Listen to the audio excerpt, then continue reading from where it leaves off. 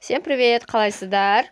Ой, бүгін мен сыланып сыйпанып, әдемленіп, қызымның 8 мартқа арналған концертіне барайын деп жатырмын. Әркім өзінің жеке-жеке сыныбында жасайды екен.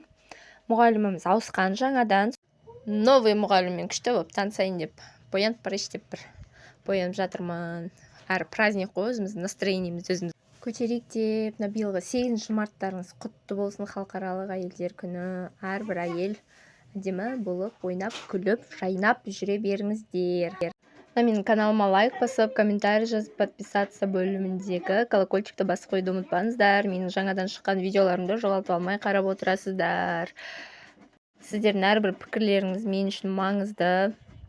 Осы мұғалімімізге жаңадан келген қызық болған, мен жаңадан келіп ауысқан кезде неге жиналыс жасамайсыз деп айтам да, жиналыс жасаған кезде өзі бара алмай қалам ғой деп, бала-шағамен шыға алмай, жолдасым жұмыста болып, сонымен қойып, бүгін мамасы қандай екен деңізде, күшті қыз екен, әдемі екен деп айтсын деп әдемі болып өзімше боянып бара жатырмын. Қызым күй тартады, соның домбырасын мына жерде ауыстыратын, тиктокқа билейтін киімін алып алдым. Ал мектепке де келіп қалдық. Ерте келіп алыппын, соны бір өзім отырдым да, кішкене видеоға түсіріп қарап жан-жағыма. Ой, мұғалім болды, оңай емесші. Мыналар жан-жақтан шулаған кезде мына жерде қарап өтпей өзім айғайлағым келіп кетті ғой.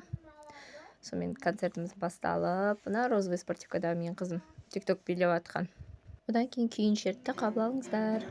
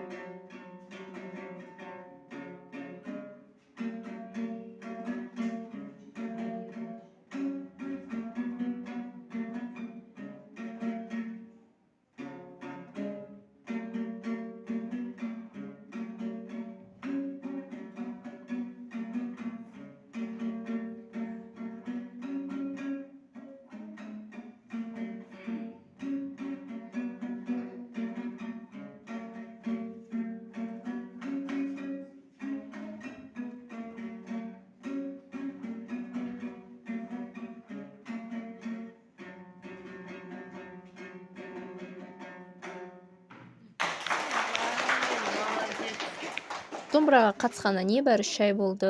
Сонымен фотосессия жасап, үйге келдім. Мына бір сыйлықты бір жақсы жанға алдым. 8 мартқа қуантып қояйын, көңіл күйін көтеріп деп.